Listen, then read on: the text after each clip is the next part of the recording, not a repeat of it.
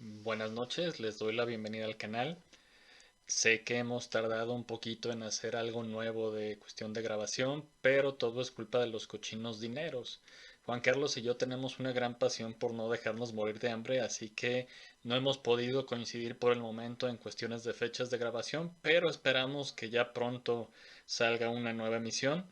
De mientras vamos a seguir un poquito, o voy a seguir más bien, con esta cuestión de los videos, con las partes raras de la historia. Hay que recordar que la historia no solamente son los grandes hechos de los que hemos narrado mi compañero y yo, no son los generales, no solamente son batallas, son leyes, sino que la historia en realidad estudia el pasado de todos nosotros, de la humanidad como conjunto, sociedad, pero también se puede tener actores individuales.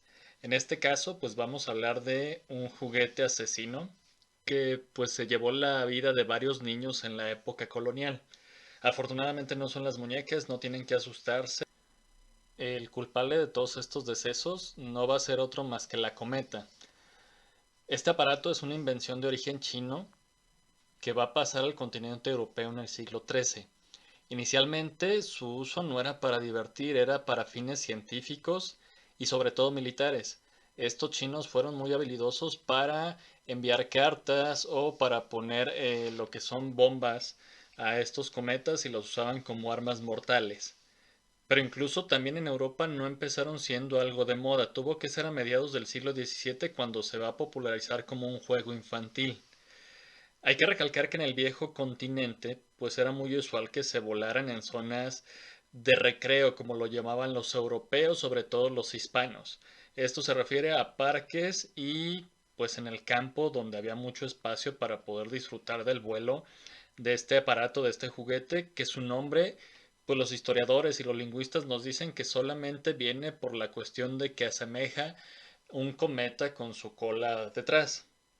Todo esto está muy bien. El problema viene con la Nueva España. Siempre los de la Nueva España, hoy conocidos como México, siempre vamos a tener algunas costumbres un poquito medio raras, divertidas para nosotros, pero bastante extrañas para el resto del mundo. En primer lugar, pues es muy raro que a los cometas los nombremos así. Obviamente nosotros lo conocemos con el nombre de papalote y los lingüistas dicen que hay dos opciones para nombrarle así. La primera es que deriva del vocablo náhuatl papalotl, que significa mariposa. Y la otra versión es de que cometa pues suena muy gachupín y ustedes saben que al mexicano lo que suene raro a su lengua, no importa que España y el resto de las colonias en América le haya llamado cometa, para ellos va a estar extraño. Pero se dice que los españoles a la hora de hacer los papalotes, pues le decían a los novohispanos, pásame ese papelote. Y es otra cuestión que se está discutiendo si sí se podía derivar de aquí el nombre. En realidad el problema no era el nombre. No importaba que fuera conocido como cometa, como papelote o como papalote. El meollo del asunto es lo siguiente. Es la costumbre que se tenía sobre todo en la Ciudad de México al jugar con él, porque a diferencia de la metrópoli, la madre patria, donde ellos aseguraban que solamente se permitía volarlos en parques o en el campo, que ellos se refieren a estos espacios como espacios de recreo, pues los habitantes de la capital del reino de la Nueva España tenían una costumbre rarísima para jugar con estos aparatos. ¿Cuál era? Sí, los volaban, pero en las azoteas o en las calles de la Ciudad de México. Sí, es en serio. Y pues creo que ya se suponen que no es la manera más segura de jugarlo. Venga, más, más. Perfecto. ¡Fuego! ¡Puedo volar! ¡Sé que puedo volar!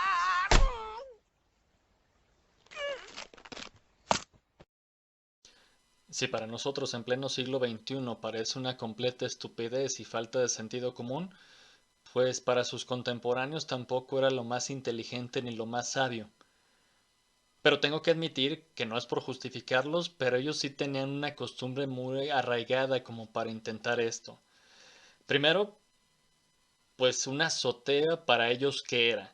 Si nos vamos a los diccionarios del siglo XVIII, la Real Academia Española de la Lengua, que fue fundada en 1713, definía la palabra azotea, pues como el sitio alto en lo último de las casas, descubierto, sin tejado, cuyo suelo está enladrillado o hecho de argamasa fuerte para que las aguas no corran.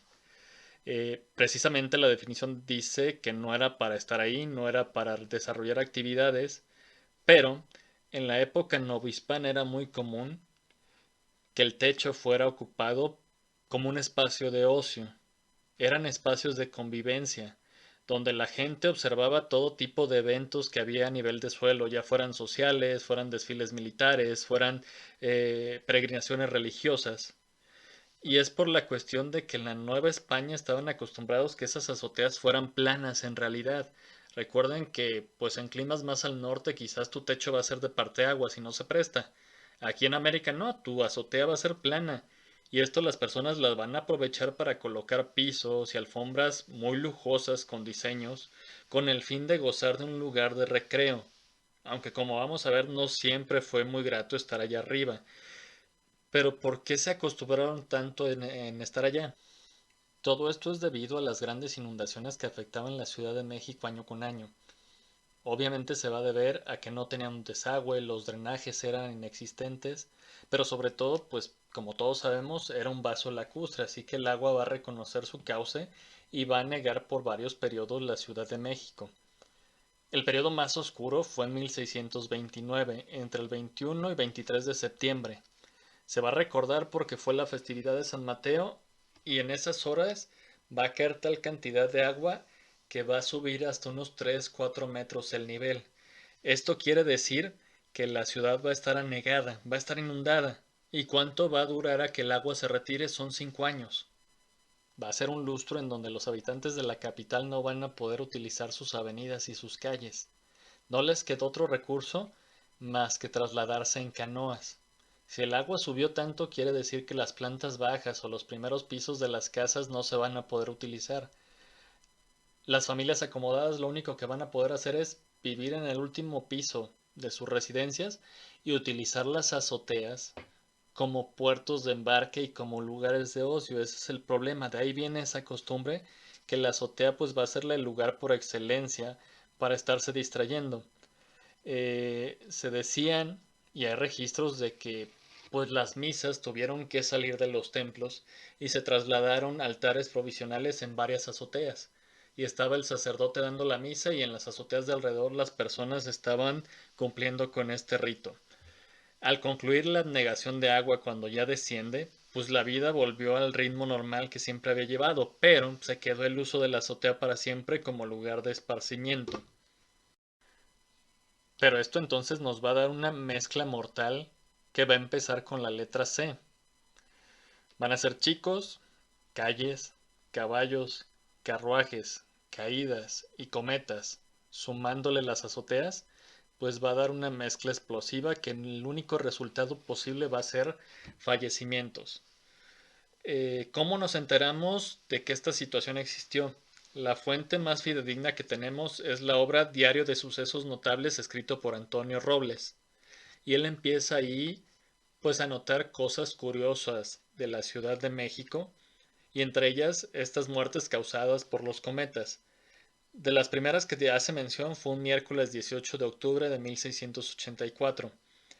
El afectado va a ser un muchacho mulato, que quizás vaya a ser hijo de una de las sirvientas, en la casa de Juan Millán de Poblete, que era uno de los prebendados de la catedral.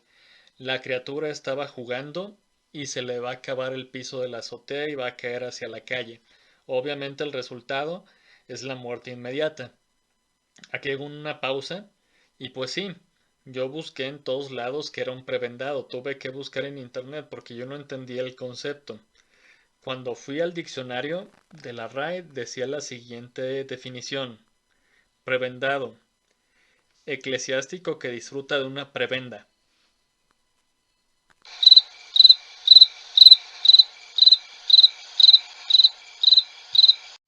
Sí, la RAE siempre salvándonos en el momento indicado. Pues obviamente tuve que buscar qué era una prebenda y ya vienen las definiciones. Dice que va a ser una renta o remuneración que reciben ciertos eclesiásticos por un oficio. Pero la que más me llamó la atención fue otra definición adjunta que venía que decía beneficio que se posee por mérito propio o por amiguismo. Sí, suena muy español, suena muy mexicano. La siguiente muerte registrada va a ser un 29 de noviembre de 1700. Va a ser un niño de 12 años que se va a caer desde la azotea. Lo bueno de este caso es que va a sobrevivir, pero obviamente no se libra de un buen chingazo. Eh, la crónica dice que cayó desde una altura de 5 o 6 estados. Y investigando en cuestión de internet descubrí que cada estado equivalía a 1,65 m. Es decir, que aproximadamente sobrevivió a una caída de 10 metros. Al año siguiente, en 1701, un asistente de un encomendero, llamado Martín de Ganza, cae de lo alto de la casa de su patrón. El problema es que la persona era muy importante y él va a fallecer sobre el asfalto de la calle de Cordobanes, conocida hoy como Donceles. El problema con él va a ser que no va a morir en el acto. Su agonía va a durar una semana y al momento de expirar lo van a llevar a sepultar al convento de San Francisco. Son 3 muertes que él registra, pero obviamente hay muchas más. Y muchas no llegaron a los periódicos o no llegó con él porque pues eran muertes de niños sin importancias, por decirlo así.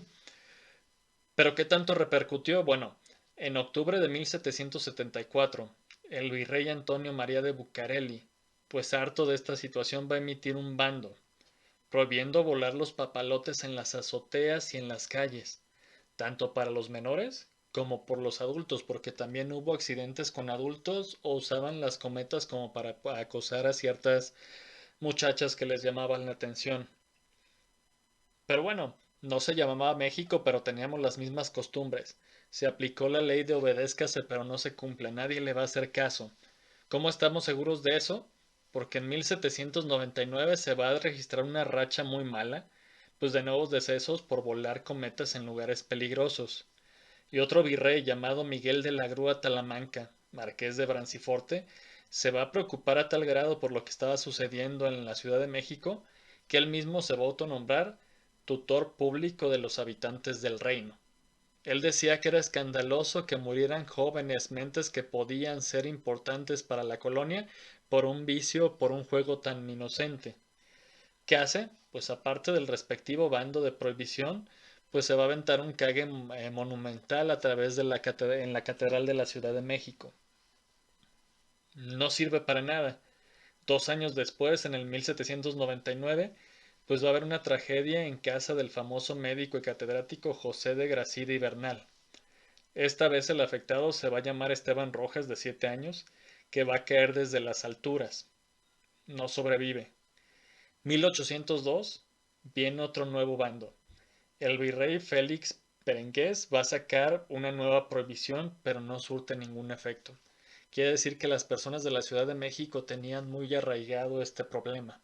Lo veían como algo sin importancia y no les molestaba el resolverlo o no. ¿Qué tan grave va a ser? ¿O qué tanta repercusión va a tener?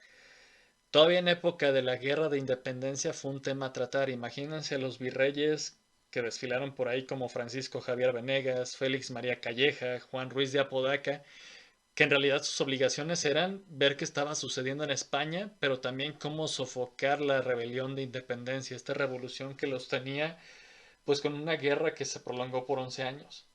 Y no importando estas cuestiones, se tuvieron que dar tiempo cada uno de ellos para sacar leyes en contra de que se jugara con los papalotes en calles y en azoteas.